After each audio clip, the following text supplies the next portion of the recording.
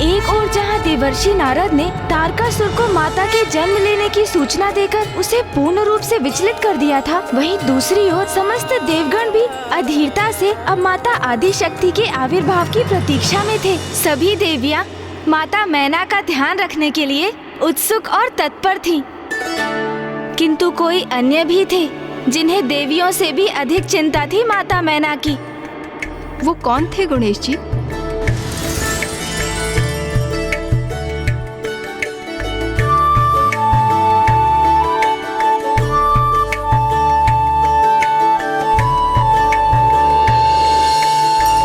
अरे संभल के, ध्यान से देवी मैना, ये आप क्या कर रही हैं?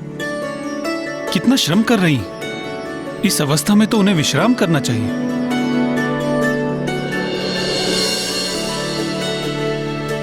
मुझे ज्ञात है, आप उचित कह रहे हैं स्वामी।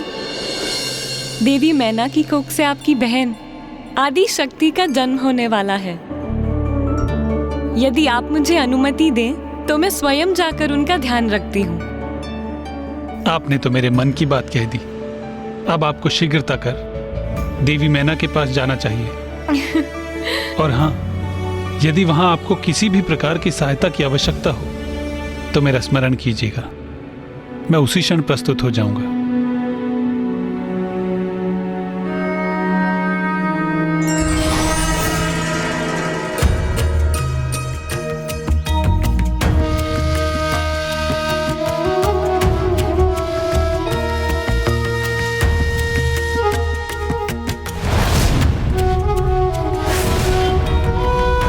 देवी मैना, आपकी इस अवस्था में आपको अपने प्रति सावधान रहना चाहिए।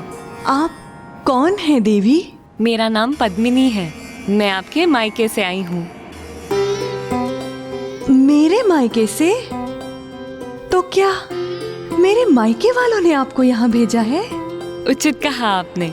आपके परिवार वालों ने आपकी इस अवस्था में मुझे पूर्ण रूप से आपका ध्यान रखने के लिए भेजा है।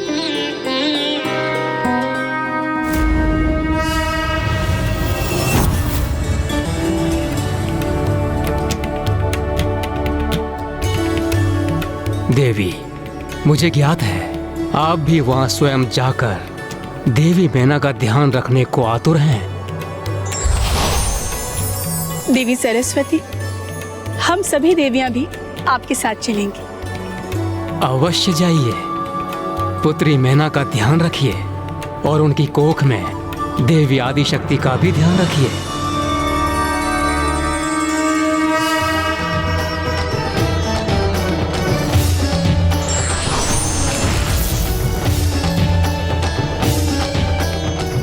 एक और जहाँ सभी देवगण माता आदि शक्ति के जन्म के लिए देवी मैना की सहायता के लिए प्रयत्नशील थे, वहीं दुष्ट तारकासुर इस जुगत में था कि वो किस प्रकार इसमें कोई बाधा अथवा विघ्न उत्पन्न कर सके।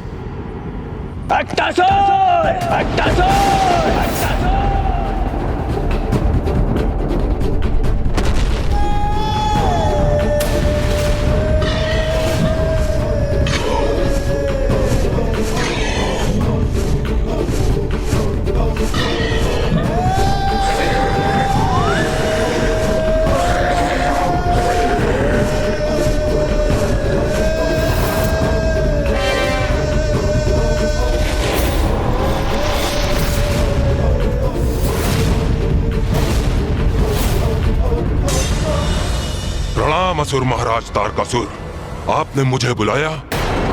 ये तारकासुर?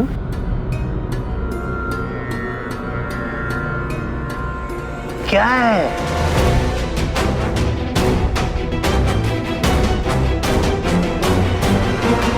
ये तो अति सामान्य असुर है। महाराज हिमावन के राजभवन में क्या क्रियाकलाप है, इसे कैसे ज्ञात होगा? सर्वप्रथम अपना शीश खुजलाना बंद कीजिए देवर्षि नारद।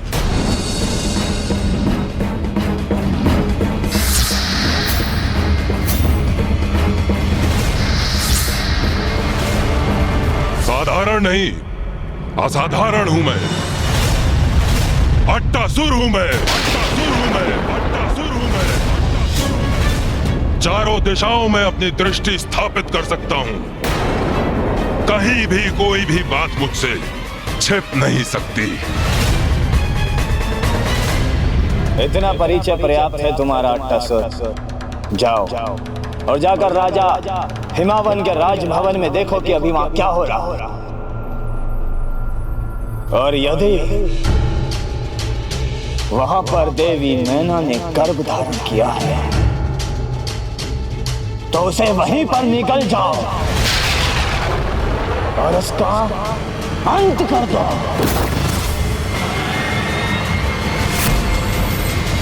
देवी सरस्वती, देवी लक्ष्मी, हमें माता आदि शक्ति के जन्म की तैयारियां आरंभ कर देनी चाहिए और उसके लिए सर्वप्रथम हमें उनका पालना तैयार करना होगा। शिशु रूप में माता आदि शक्ति का पालना तो बहुत ही विशेष होना चाहिए। मैं विश्वकर्मा जी से कहकर स्वर्ण पालने का निर्माण करवाऊंगी। विश्वकर्मा जी,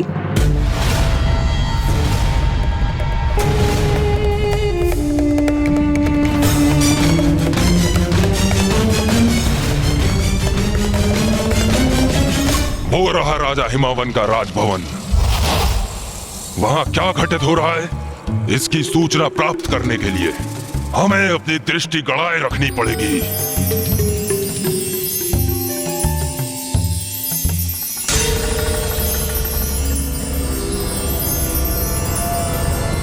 रुक जाओ, पीछे हट जाओ। सर्वप्रथम मैं देखूंगा।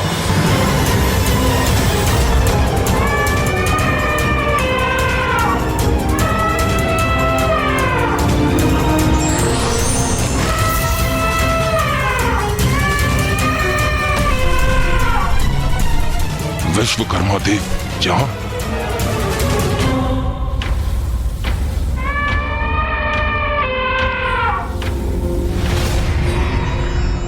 कुछ तो अवश्य हो रहा है। वहां जो असामान्य है वो रेशम के वस्त्र के नीचे विश्वकर्मा जी ने क्या छिपा रखा है।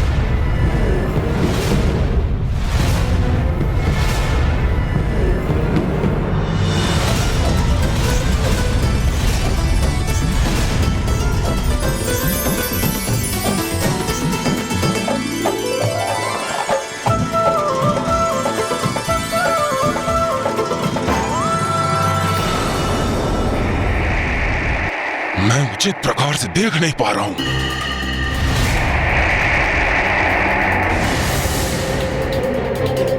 देवियों ने मेरी दृष्टि को बाधित किया हुआ है। क्या है जो विश्वकर्मा जी इतने गर्व से सबको दिखा रहे हैं?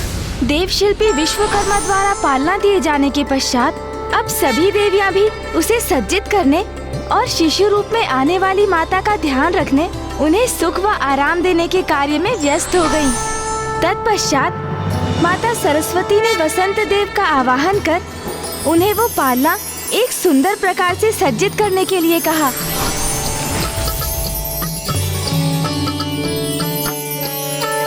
प्रणाम माता। फिर वायु देव ने वायु के झोंकों से माता का पालना हिलाया।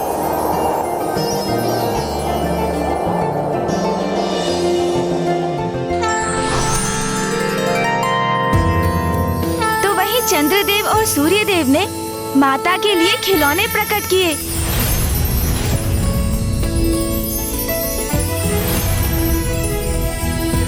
माता आदि शक्ति जिन्होंने संपूर्ण संसार को जन्म दिया है और अब शिशु रूप में वो संपूर्ण सृष्टि को देखकर उसकी अद्भुत सुंदरता से अपना मनोरंजन करेंगी।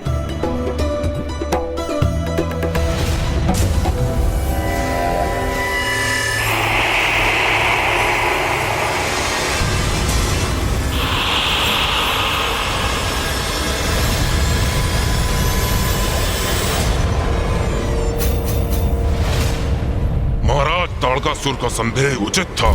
देवी आदि शक्ति जन्म लेकर प्रकट होने वाली है यहाँ। उन्हीं के शिशु रूप की सेवा करने हेतु सभी देवी देवता एकत्र होकर व्यवस्थाएं कर रहे हैं।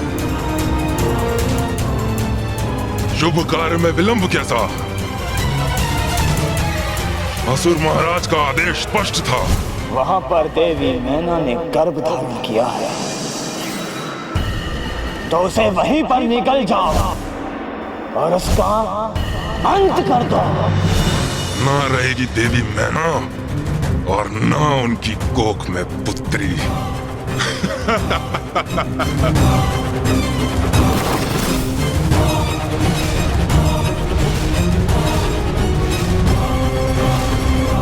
तुम सभी आगे बढ़कर मार्ग से सारी बाधाएं दूर करो।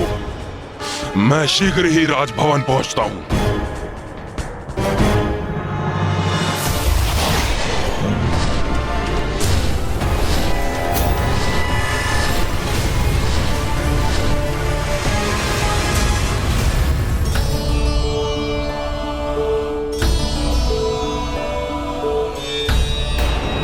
ये कैसा आभास हुआ मुझे?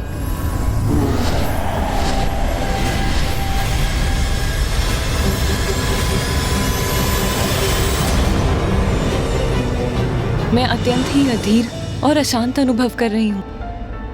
हम सभी इतनी प्रसन्न हैं। इस आनंद के पलों में यदि हमारी ही दृष्टि लग गई तो ये कैसे भूल गई मैं।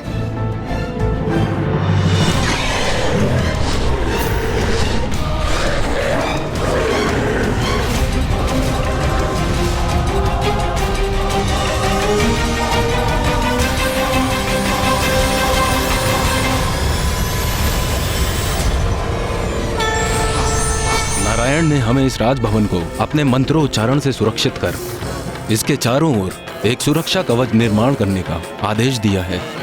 यन्न वद्दो वली राजा दान वद्दो महाबला तेन तोआन मदी बलान रक्षा मांचल मांचल।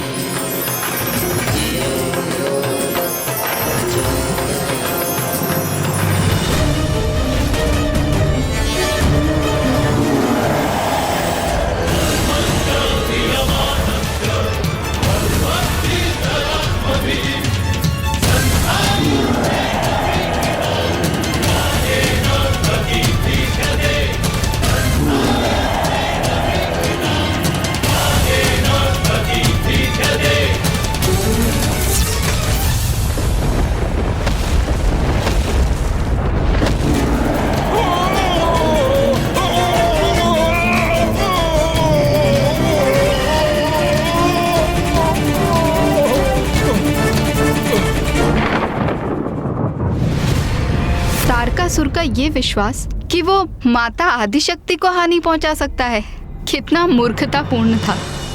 और अंततः वो शुभ घड़ी आ ही गई जिसकी प्रतीक्षा सभी को थी।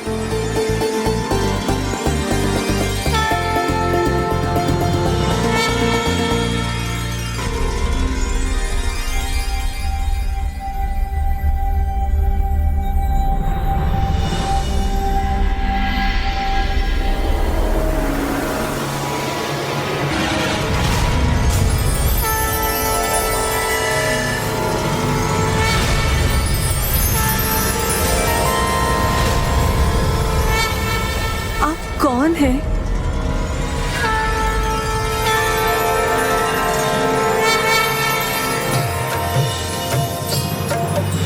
या देवी सर्वभूतेषु शक्तिरूपेण संस्थिता नमस्तस्यै नमस्तस्यै नमस्तस्यै नमो नमः। पुत्री मैना, मैं कौन हूँ ये शब्दों के माध्यम से ज्ञात नहीं किया जा सकता। ये तो ऋषि मुनि और विद्वानों के लिए भी संभव नहीं। मेरा अनुभव ही पर्याप्त है। मुझ में और शिव में कोई भेद नहीं। मुझसे ही शिव है और शिव से ही मैं हूँ। सृष्टि का अस्तित्व भी मुझसे ही है। मैं गतिमान होती तो शिव गतिमान होते हैं। मैं अदृश्य होती हूँ तो शिव भी स्थिर हो जाते हैं। आदि शक्ति हूँ मैं, शिव की शक्ति हूँ।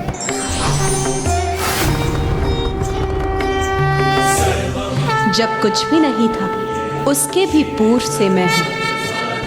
त्रिदेवियों का अस्तित्व भी मुझसे ही है। संसार में अभी देवी लक्ष्मी है, देवी सरस्वती है और अब तृतीय देवी के रूप में मैं तुम्हारी कोख में प्रवेश करने जा रही हूँ। मैं संसार में तुम्हारी पुत्री के रूप में प्रकट होने जा रही हूँ।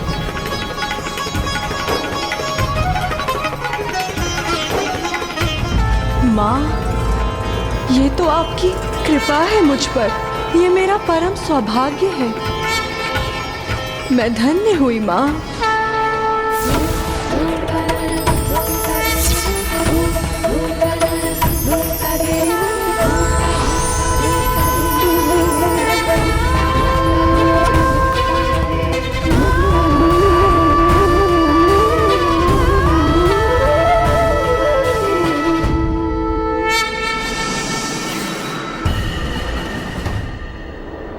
उस मंगलमय क्षण के साक्षी बनने के लिए एक और देवता अधीर थे।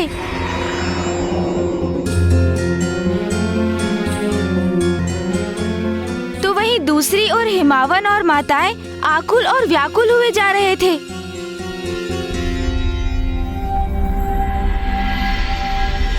किंतु फिर शीघ्र ही माता आदिशक्ति के जन्म की वो शुभ घड़ी भी आ ही गई।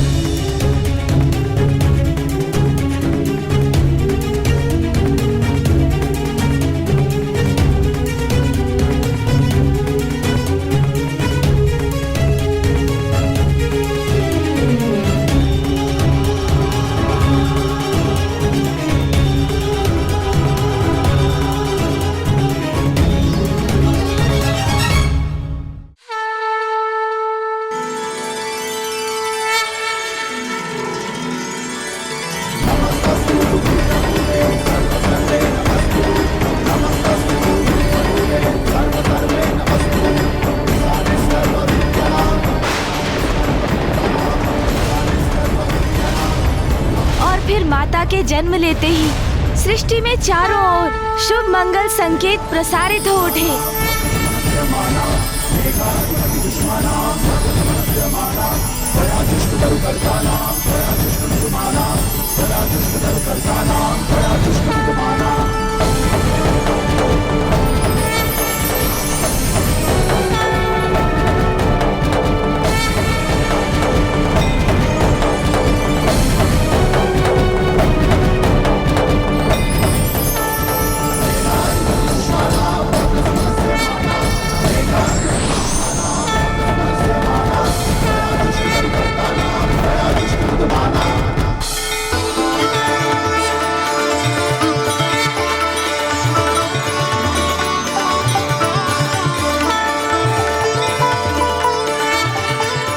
नारायण नारायण नारायण नारायण।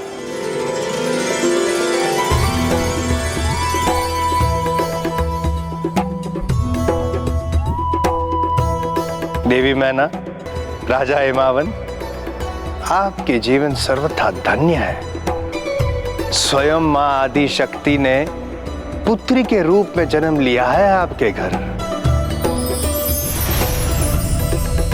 और पुत्री के रूप में श्याम वर्ण धारण करेंगी, इसीलिए काली के नाम से प्रख्यात होगी।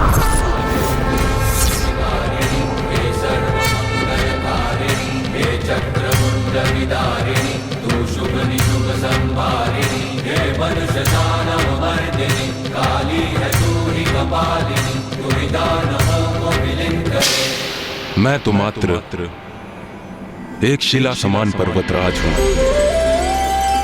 आपने मेरी बेटी पर इस पर्वतराज का जीवन सार्थक कर दिया। माता, शैलपुत्री के रूप में जन्म लेकर आपने मेरा जीवन धन्य कर दिया। पर्वत तो एक शिला ही होती है, इसलिए अब आपको संसार शैलपुत्री के नाम से भी जानेगा माता।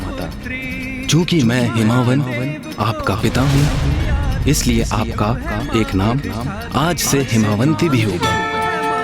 और इसी के साथ पर्वत पुत्री होने के कारण मैं आपको एक और नाम पार्वती भी देता हूँ। इसी पार्वती नाम से आप जगत में विख्यात भी होंगी माँ।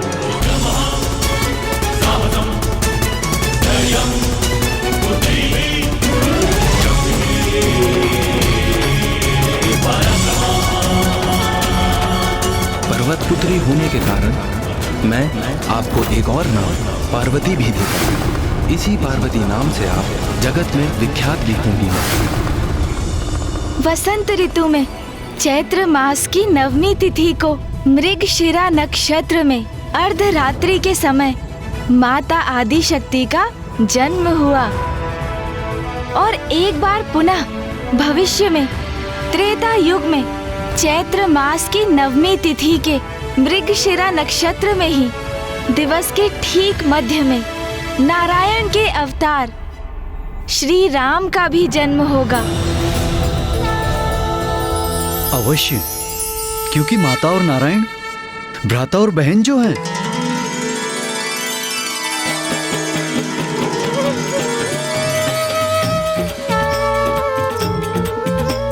शैल सुता है जगत कल्याणी, जय मां शैल पुत्री।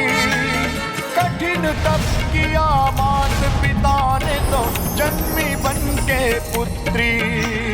मात पिता का उद्धार हुआ जब जन्मी बन के पुत्री। तू है मां अधिष्ठात्री, है मां तू है मां अधिष्ठात्री। वसंत ऋतु में चैत्र मास की 9वीं तिथि को मृगशिरा नक्षत्र में अर्धरात्रि के समय माता आदि शक्ति का जन्म हुआ।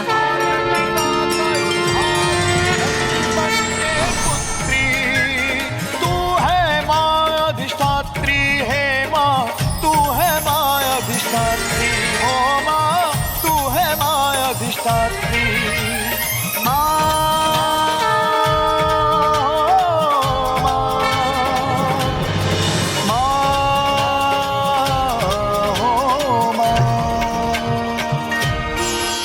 माता शैलपुत्री के जन्म की दिव्य कथा का श्रवण कर हम कृतार्थ हो गए गणेश जी। अनंत है माता शैलपुत्री और उनकी महिमा। माता के 9 रूपों की उपासना करने पर जीवन के सभी मिथ्या भाव मिट जाते हैं। साधक मोह माया से मुक्त होकर संसार का परित्याग कर परमात्मा में समाहित होने के लिए तत्पर हो जाता है।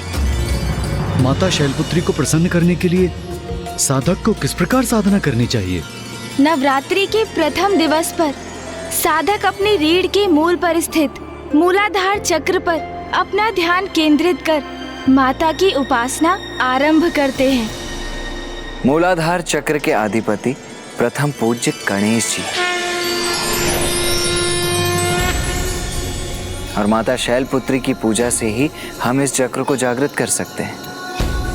और इस प्रकार नवरात्रि के प्रथम दिवस से ही साधक की योग साधना भी आरंभ होती है। महाराज, माता सरला, अब आप भी अपने नेत्रों को बंद कर अपने मूलाधार चक्र पर अपना ध्यान केंद्रित कर माता के मंत्र का जाप कीजिए। ओम शैलपुत्री नमः, शैलपुत्री नमः, शैलपुत्री नमः, अधिष्ठात्री।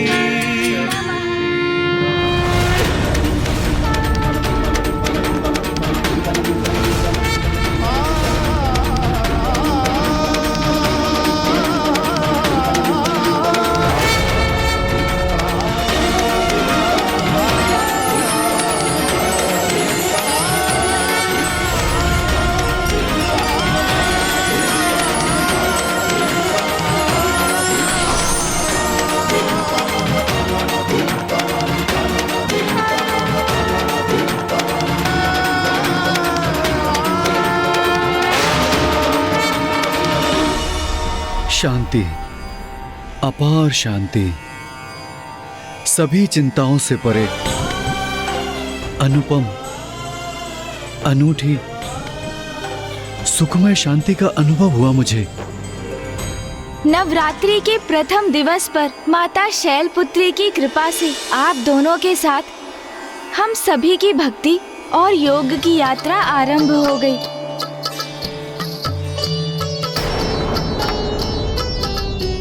क्या हुआ माता सरला?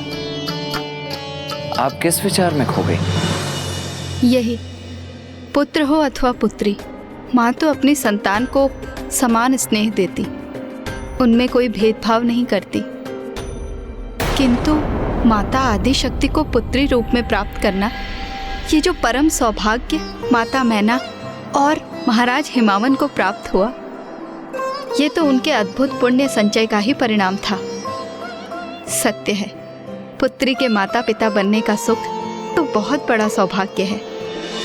आप सर्वथा उचित कह रही हैं माता। स्त्री तो स्वयं शक्ति की ही प्रतीक है। वो स्त्री जो पहले पुत्री के रूप में जन्म लेती है, किंतु पुत्री प्राप्त करना सहज नहीं। उन्हें प्राप्त करने के लिए देवी मैना और हिमावन को अत्यंत ही कठोर तप करने पड़े थे। प्रत्येक कन्या में तो स्वयं माता आदि शक्ति का ही वास होता है। अनेकों पुण्य संचित होने के पश्चात ही एक पुत्री का जन्म होता है, और ये स्वयं में एक बहुत बड़ा सौभाग्य है। मैं तुम्हारी पुत्री बनकर तुम्हारी मनोकामना अवश्य पूर्ण करूंगी। इसीलिए हम कन्या पूजन भी करते हैं। जिनके परिवार में कन्याएं जन्म लेती हैं, वो अत्यंत सौभाग्यशाली होते हैं, क्योंकि उन पर स्वयं माता की कृपा दृष्टि जो होती है। पुत्री को जन्म देकर उसके माता पिता बनना तो स्वयं एक महान पुण्य है। अब आइए आज की आरती संपन्न कर लें।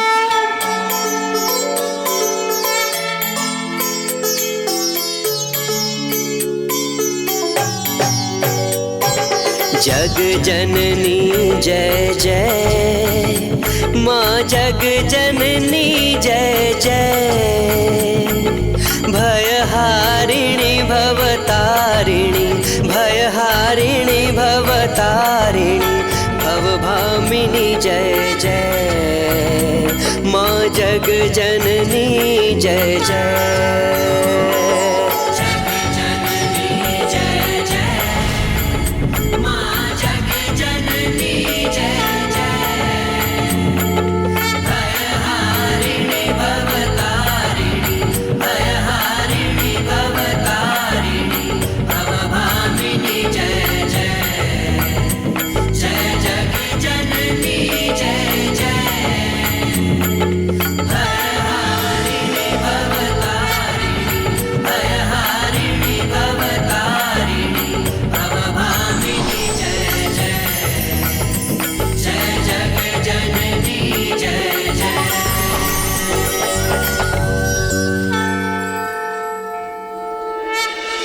माता सरला, महाराज देवदास, कल भोर में नवरात्रि के द्वितीय दिवस पर हम माता के द्वितीय रूप की कथा जानेंगे।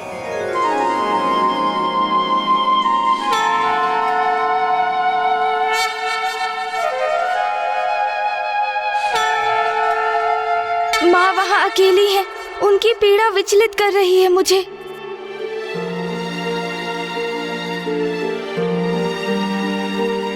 गणेश,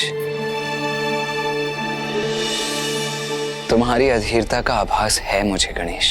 भैया, हमने अभी माँ के नव रूपों की पूजा आरंभ की है। हमारे मनोरथ के सिद्ध होने में पूजा की संपूर्ण अवधि शेष है अभी। भैया, क्योंकि वहाँ माँ सर्वथा अकेली है, पिताश्री की प्रतीक्षा कर रही है, और वही माँ के मंदिर के बाहर ऋषि जैगेश्वर ने पिताश्री के दर्शन की अभिलाषा में स्वयं को अन्न जल से वंचित रखा है। माता की कथा के संपन्न होने तक ऋषिवर का कुछ अहित हुआ तो अनर्थ हो जाएगा भैया। और उधर ज्ञात नहीं दुर्गमासुर वेद माता को कहाँ स्थित कर उनके साथ कैसा दुर्व्यवहार कर रहा होगा। इतना ही नहीं, पिताश्री मंदार पर्वत पर ही स्थित है। अपने उस वचन के कारण काशी लौटने में असमर्थ है जो उन्होंने राजा देवोदास को दिया था। महादेव, काशी में मात्र एक ही राजा रह सकता है। फिर वो काशी राजा आप हैं अथवा मैं। और यदि राजा बनने का कर्तव्य मुझे पालन करना है तो आपको काशी छोड़कर जाना होगा महादेव, तो आपको काशी छोड़कर जाना होगा महादेव। तो आप ही बताइए भैया, ऐसी स्थिति में मैं अशांत और अधीर कैसे ना हो। तुम सर्वथा उचित कह रहे हो गणेश। समय के साथ स्पर्धा है हमारी, जिसमें अब एक एक पल असहनीय हो रहा है। किंतु गणेश, हमें यह भी स्मरण रखना चाहिए कि संसार में जो कुछ भी होता है वो माँ की इच्छा के अनुसार ही होता है। और वो भी यही चाहती हैं कि हम सभी नवरात्रि के व्रत रखें, उनका पूजन करें और माँ की इच्छा की पूर्ति हम पूर्ण निष्ठा और संपूर्ण भक्ति भाव से करेंगे। क्योंकि जब और कोई मार्ग नहीं सोचता तो भक्ति में डूबकर ही अपना कर्तव्य निभाना चाहिए। क्योंकि माँ अपने भक्तों को कभी निराश नहीं करती गणेश। उचित है भैया, माँ ही इन सभी संकटों का निदान करेंगी। मैं तो अब बड़ी उत्सुकता से कल भोर की प्रतीक्षा कर रहा हूँ। माँ की कथा जब तक संपन्न नहीं होगी तब तक महाराज देवोदास नहीं समझ सकेंगे कि उनसे कैसी अनिष्टकारी भूल हो गई है।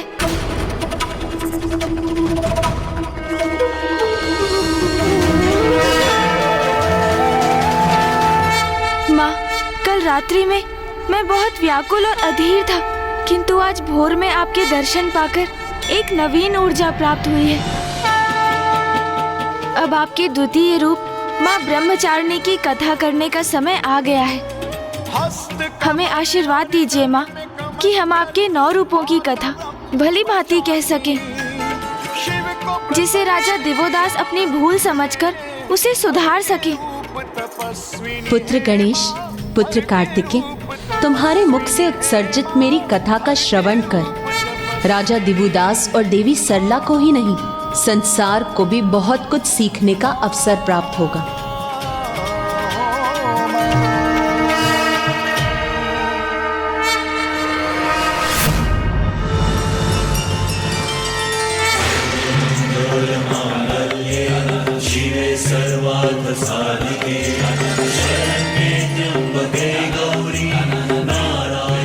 गणेश जी, कृतेश जी, नवरात्रि के द्वितीय दिवस का कन्या पूजन पूर्ण विधि विधान से संपन्न हो गया।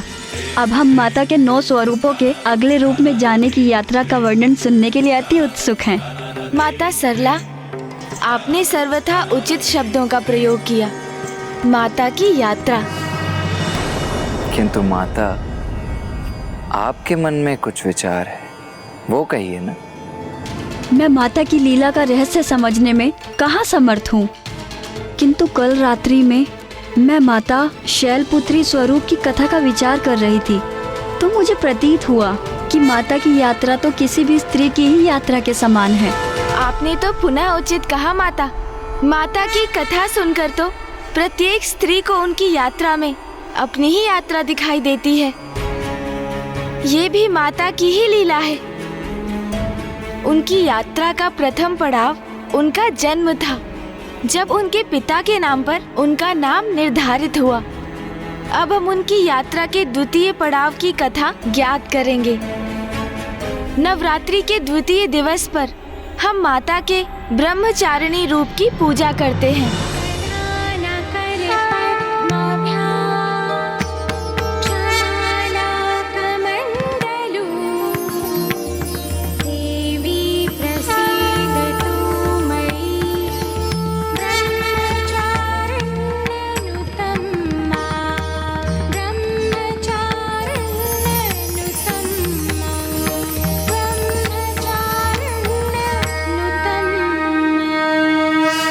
क्या है?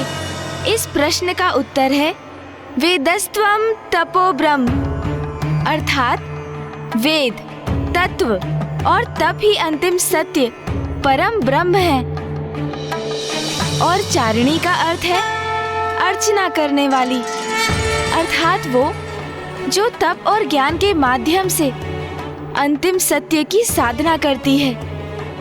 माता आदि शक्ति का ये रूप अत्यंत भव्य है और पूर्ण रूप से ज्योतिर्मय है। गणेश जी, माता अपने स्वरूप में कैसा प्रत्यक्ष रूप धारण करती हैं? माता ब्रह्मचारिणी एक श्वेत वस्त्र से स्वयं को सुशोभित करती हैं। उनके दाएं हाथ में जप की माला और बाएं हाथ में कमंडल स्थित होता है।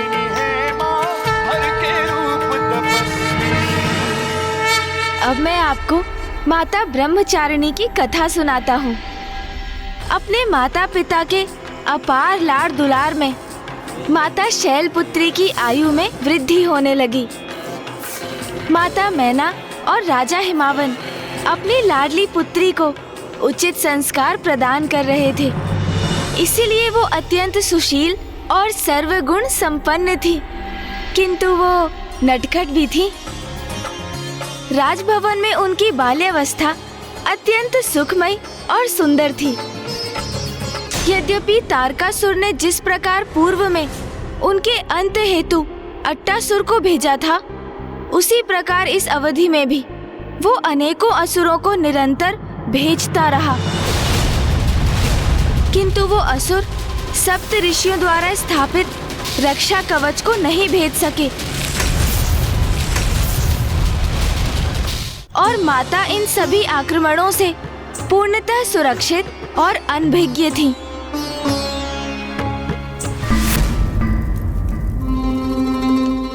लौटा क्यों नहीं अट्टासुर अभी तक?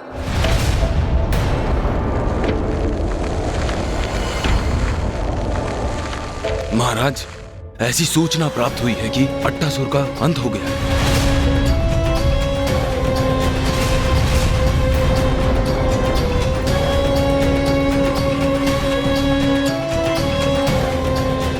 अंत हो गया अट्टासुर का? तो फिर प्रतीक्षा क्यों कर रहे हैं हम? अन्य असुरों को भेजो अभी। जाओ, अंत कर दो शक्ति का, जिसने उस राजभवन को अपना निवास बनाया है। जाओ।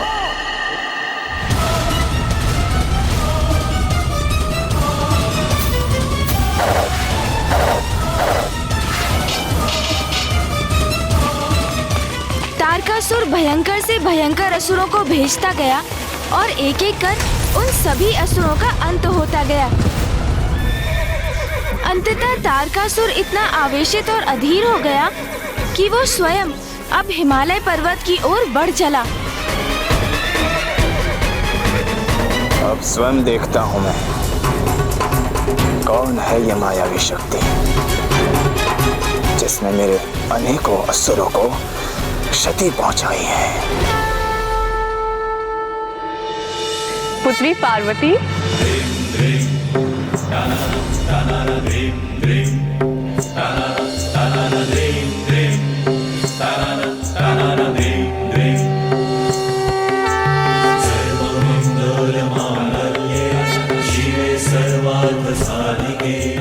लो, पकड़ो इस कंदूक को।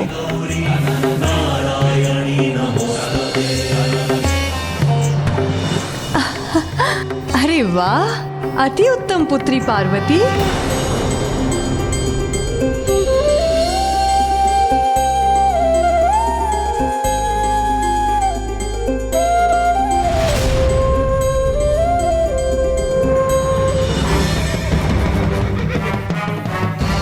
अंत होगा आज उस शक्ति का जो मेरे काल को जन्म देने हेतु जन्मी है। अभी मिटा दूंगा मैं उसे, बढ़ने नहीं दूंगा ये संकट।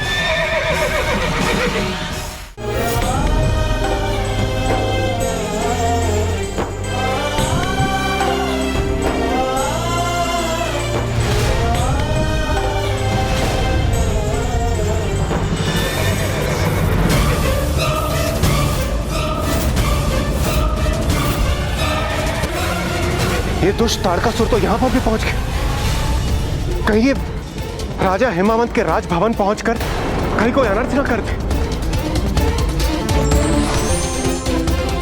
निश्चिंत रहिए देवराजेंद्र, अब वहां कोई और अनर्थ नहीं होगा।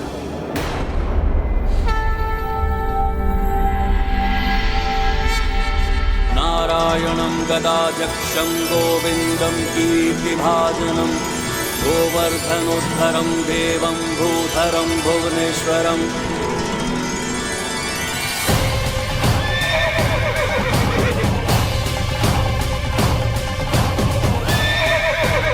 कहाँ गया ये राजभवन? मुझे दिखाई क्यों नहीं दे रहा?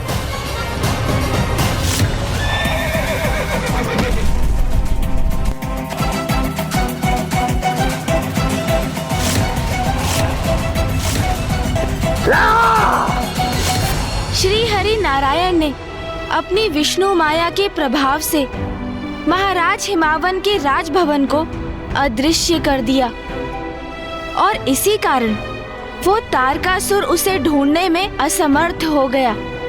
जब थक गया तो अंततः वो निराश होकर लौट गया। और देखते ही देखते माता शैलपुत्री 16 वर्ष की आयु पर पहुंच गईं।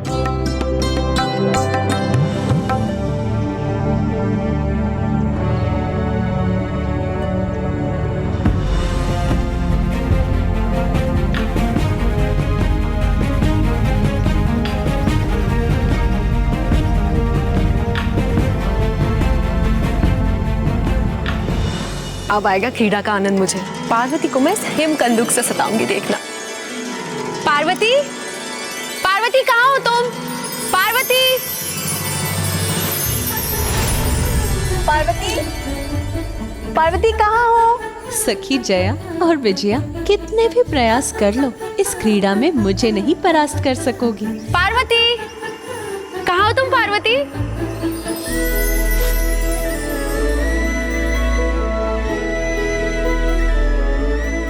विजया तुम उस दिशा में जाके ढूंढो, मैं इस दिशा में जाती हूँ, ठीक है? पार्वती,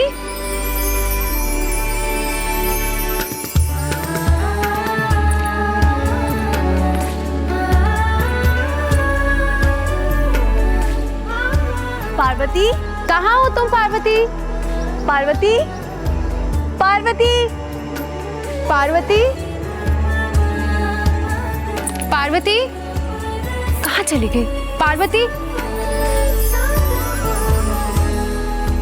विजया पार्वती मिली? नहीं, तुम्हें मिली? पार्वती, पार्वती,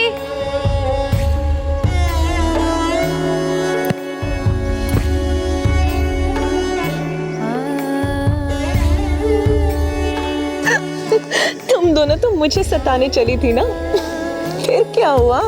पार्वती अब तुम हमसे नहीं बचोगी।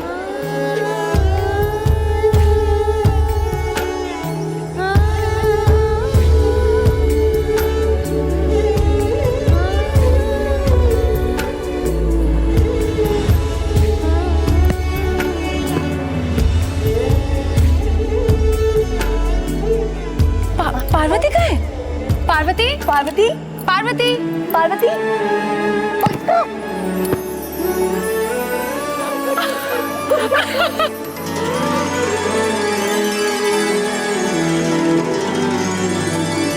हिमावन के यहाँ माता आदि शक्ति का देवी शैलपुत्री के रूप में जन्म लिए हुए अब एक लंबी अवधि हो चुकी थी।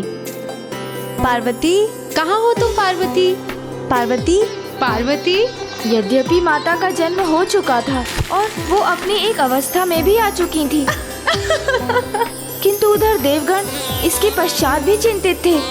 ब्रह्मदेव, नारायण, माता आदिशक्ति अपने स्वरूप में 16 वर्ष की हो गई और वो अपने संसार में संतुष्ट और प्रसन्न है।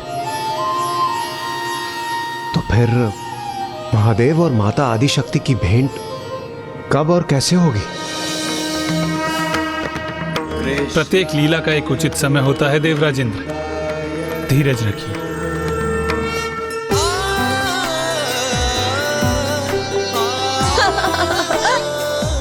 सखी विजया, तुम्हारी चाल तो विफल कर दी मैंने।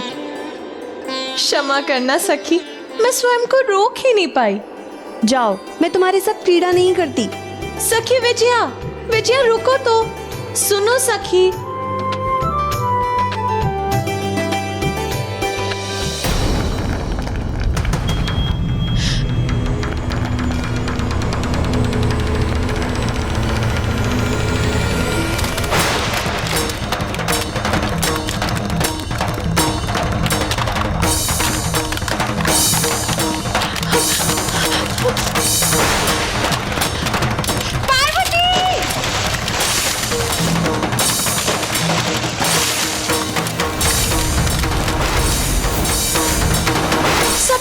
सखी विजया, सखी विजया।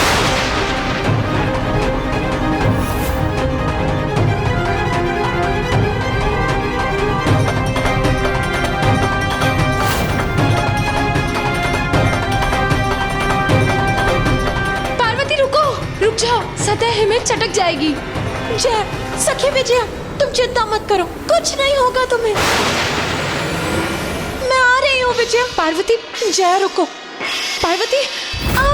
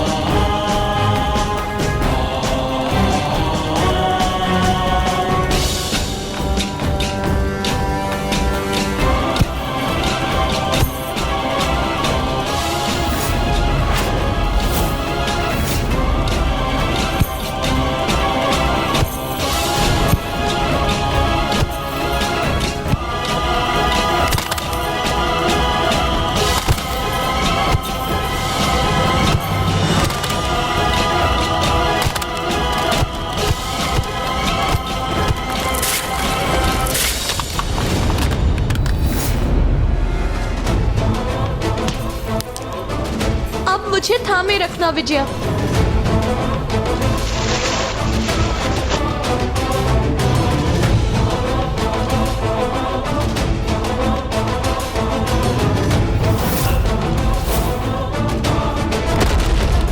विजया, पार्वती,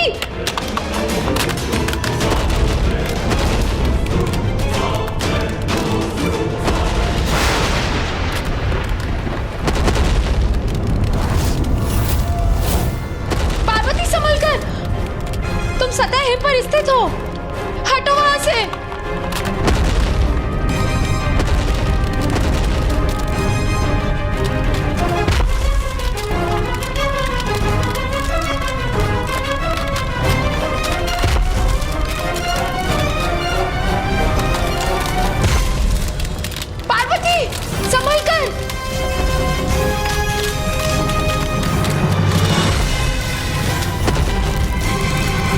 सखी विजया, सखी सखी तुम कुशल तो हो ना? हाँ पार्वती, मैं तो कुशल हूँ। हमें शीघ्र लौटना होगा। माँ और पिताश्री अवश्य ही चिंतित होंगे। चलो चलते हैं। माता पार्वती मात्र एक सभ्य, सुशील और संस्कारी कन्या ही नहीं, अपितु इन गुणों के साथ साथ हिमावन जी ने उन्हें स्वयं अस्त्र शस्त्रों की विद्या में भी पारंगत कर दिया था। माता मैना माता शैलपुत्री को व्रत आदि के लिए प्रेरित करती थी, जिससे उनकी पुत्री को श्रेष्ठतम वर प्राप्त हो। ऐसा पति जिनके लिए उनका जन्म हुआ था। जहाँ एक और महादेव माता आदिशक्ति के जन्म से अनभिज्ञ अपनी चिर ध्यान साधना में लीन थे, वहीं देवता भी माता पार्वती और महादेव की भेंट के उस क्षण की बड़ी अधीरता से प्रतीक्षा कर रहे थे। ब्रह्मदेव, नारायण, अब और विलंब क्यों? यदि किसी कारण संयोग संभव नहीं है तो क्यों ना हम ही माता आदिशक्ति और महादेव की भेंट का कारण प्रस्तुत कर दें।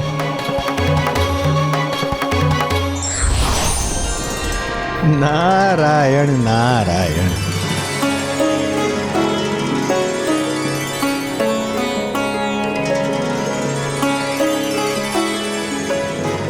देवर्षि नारद, आप क्या कहना चाहते हैं इसकी मुझे हो चुकी है अनुभूति। बस अब इस दिव्य अलौकिक प्रणय प्रसंग के पूर्ण होने का माध्यम बनने की दीजिए मुझे अनुमति। फिर नेक कार्य में विलंब कैसा? क्योंकि एकमात्र आप ही तो हैं जो इस कार्य को पूर्ण कर सकते हैं।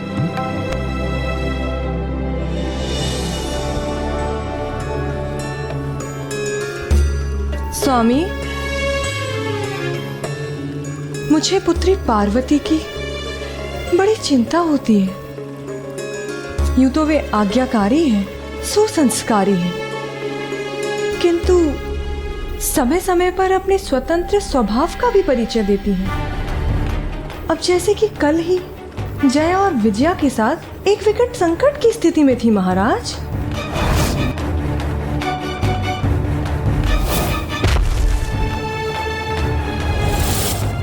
मेरे विचार से अब हमें उसके योग्य एक उचित वर ढूंढना चाहिए। प्रिय, आप व्यर्थ में चिंता कर रही हैं।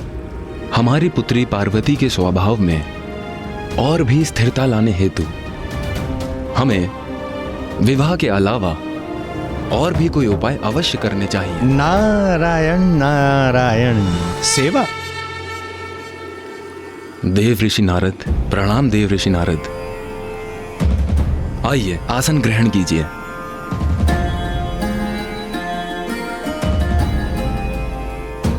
आपकी चिंता दूर करने का मात्र एक ही उपाय है, सेवा।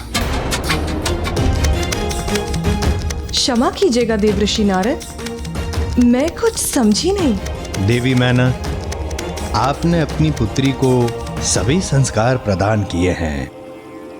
देवी पार्वती सर्वगुण संपन्न है, तो अभी उनके संस्कारों को सेवा भाव प्रदान कर कर और महान बनाने का समय आ गया है। महाराज हिमावन, आप बड़े ही धर्मात्मा हैं। धर्म के सम्मान के साथ साथ सदा ही आप सभी धार्मिक जनों का भी सम्मान करते आए हैं। आपकी पुत्री अत्यंत सुशील है, तो अब उसका कल्याण इसी में है कि वो साधु संतों की सेवा में लीन हो।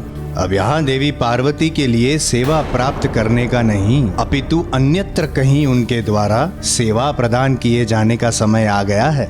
ये आप क्या कह रहे हैं? साधु संतों की सेवा करने के लिए मेरी पुत्री पार्वती को किसी महान ऋषि के आश्रम में जाना होगा? नारायण नारायण। महाराज, अति उत्तम भाग्य है आपकी पुत्री का, क्योंकि यहां से समीप एक गुफा में महान दिव्य योगी समाधि में स्थित है।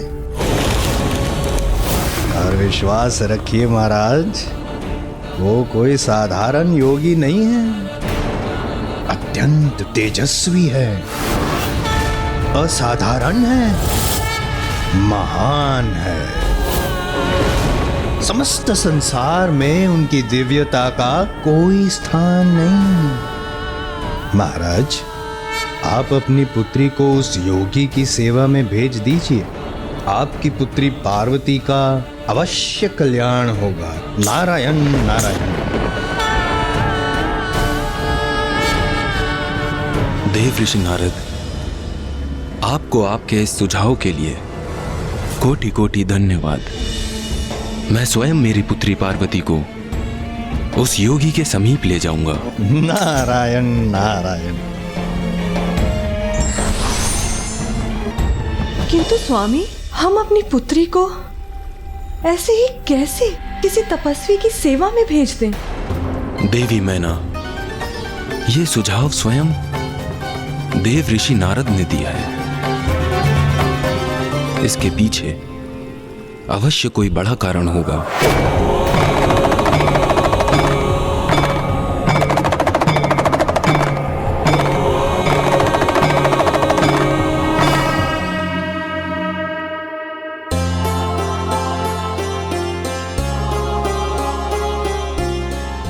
जाओ पुत्री, जाओ, जाकर उन महान योगी की सेवा करो, जिससे वो तुम पर प्रसन्न हो, तुम्हारी समस्त मनोकामनाओं की पूर्ति का वरदान दे।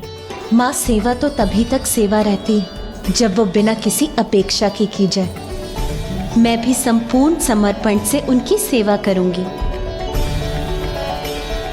इसी भाव से कि उनके आशीर्वाद के सिवाय मुझे उनसे और कुछ भी नहीं चाहिए।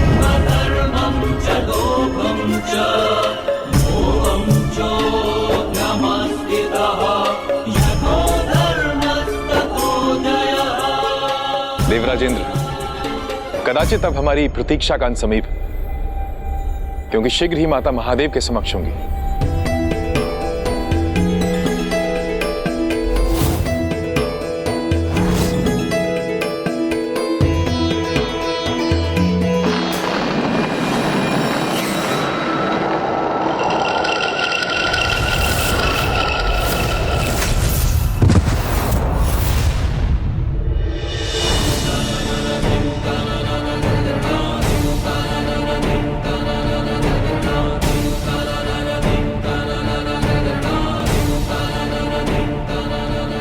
वो देखो पुत्री, वहां उस गुफा में वो महान योगी समाधि में स्थित है।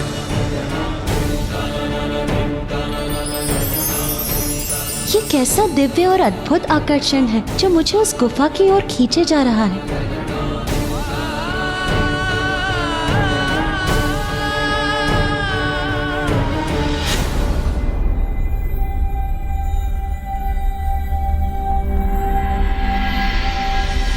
पुत्री पार्वती, पुत्री पार्वती, पुत्री पार्वती।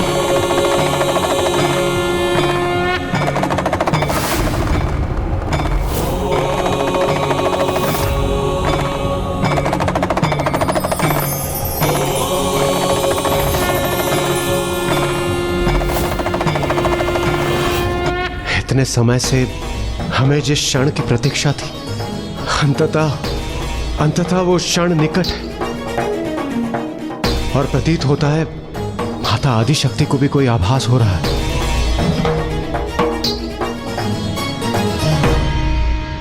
जी पिताश्री।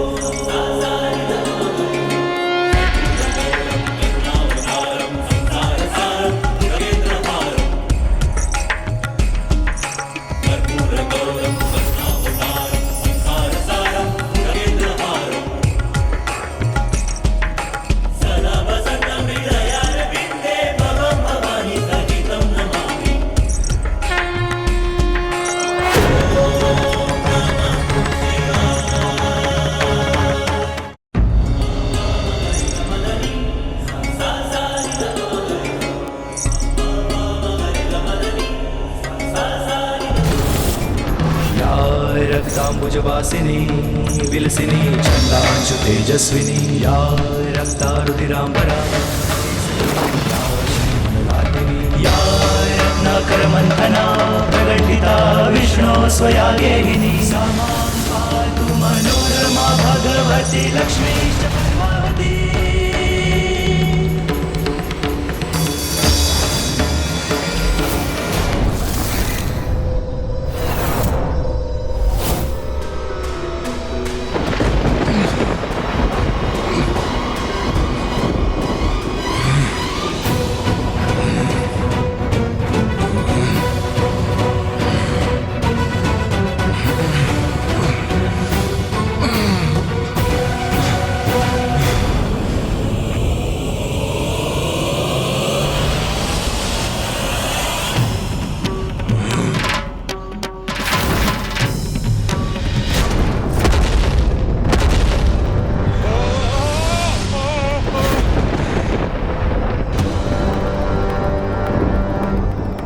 ये तो राजा हिमावन ही है। जाओ और जाकर राजा हिमावन के राजभवन में देखो कि अभी वहां क्या हो रहा है, और यदि वहां पर देवी मैना ने गर्भ धारण किया है तो उसे वहीं पर निकल जाओ।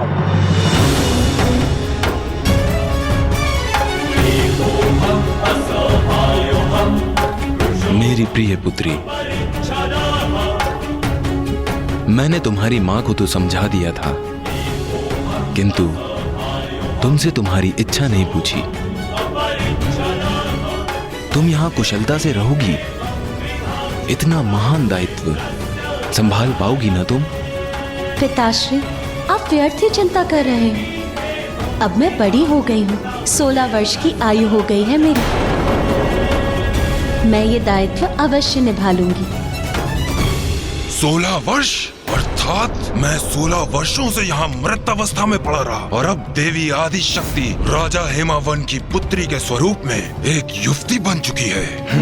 मुझे महाराज तारकासुर द्वारा दिया गया कार्य शीघ्र संपन्न करना चाहिए। अति शीघ्र उनके निकट पहुंचकर उन्हें ये सूचना देनी चाहिए। अट्टासुर, वो दुष्ट असुर पुनः जीवित हो गया। अट्टासुर की मृत्यु हो चुकी थी, किंतु उसे पुनर्जीवन भी प्राप्त हुआ, क्योंकि माता पार्वती का आंचल उसके ऊपर से चला गया और उसने माता को देखकर उन्हें पहचान लिया, क्योंकि ये उसे भी ज्ञात था कि एकमात्र माता आदि शक्ति ही उसके मृत शरीर को जीवन प्रदान कर सकती थी। गणेश जी, फिर क्या हुआ? एक और अट्टासुर तारकासुर को माता के जन्म की सूचना देने जा रहा था, तो दूसरी ओर समस्त देवता बड़ी व्यग्रता से उस क्षण की प्रतीक्षा कर रहे थे जब महादेव और माता पार्वती एक दूसरे के समक्ष आने वाले थे।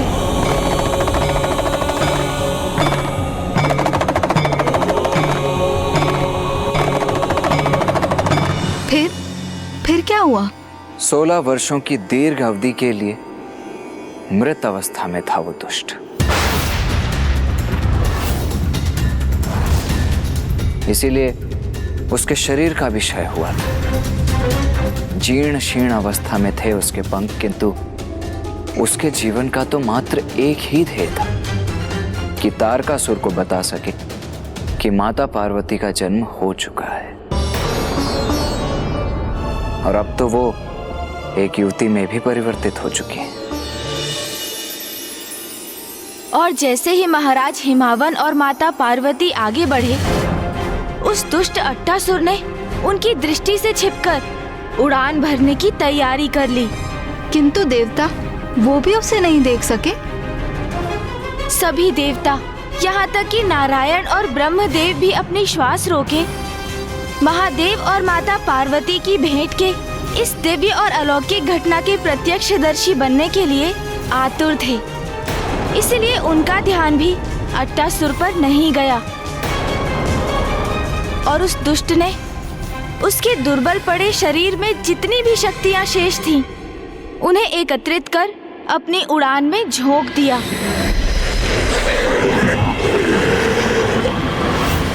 तो फिर क्या माता गुफा के भीतर गई? उन्हें महादेव के दर्शन हुए? उन्होंने एक दूसरे को देखा?